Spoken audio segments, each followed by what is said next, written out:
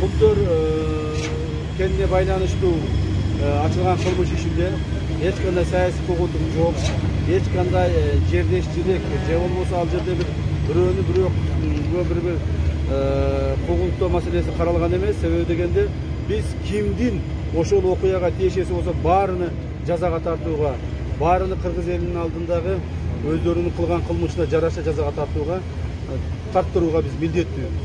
Биз ошо милдетибизди аткарып атабыз. Ал жерде көптөгөн мурдагы премьер-министрлери бар, спикерлери бар, депутаттар бар, мамлекеттик чоң кызмат иштегендер бар. Керек болсо мүмкүн биз кээ бир президенттерди дагы жоопко тартабыз. Мурдагы иштеп кеткен президенттерди. Себеби дегенде алардын дагы ошол жерге түздөн түз тийиштиги бар. Ошол Kumtor кенини акыркы 25 жылдан бери талап тоноп, ошонун тегерегинде интригаларды уюштурушуп, ошонун тегерегинде ошол биздин мамлекеттик чиновниктер марионетка болуп калгандыгын элибиз журтубуз баары көрдү. Эми мындан ары андай болбойт.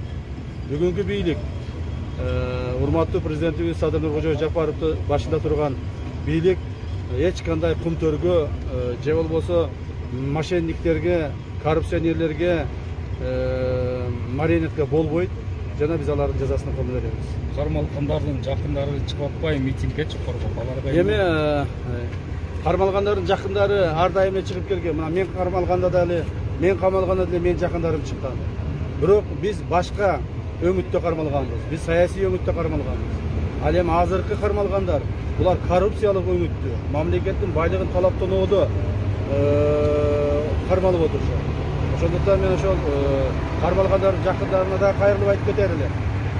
Эл үчүн, мамлекет үчүн, мамлекеттик келечек үчүн биз эч кимди аябашыбыз керек. Бир тууганың болсо дагы, жакының болсо дагы, өзүңө ушул эң жакын адамың болсо дагы, эгерде ошол адам кайсы бир деңгээлде коррупциялык иштерге катышы болсо, мамлекетке зыян келтирсе, ал жоопко тартылууга милдеттүү жана биз аны камсыз кылып беребиз.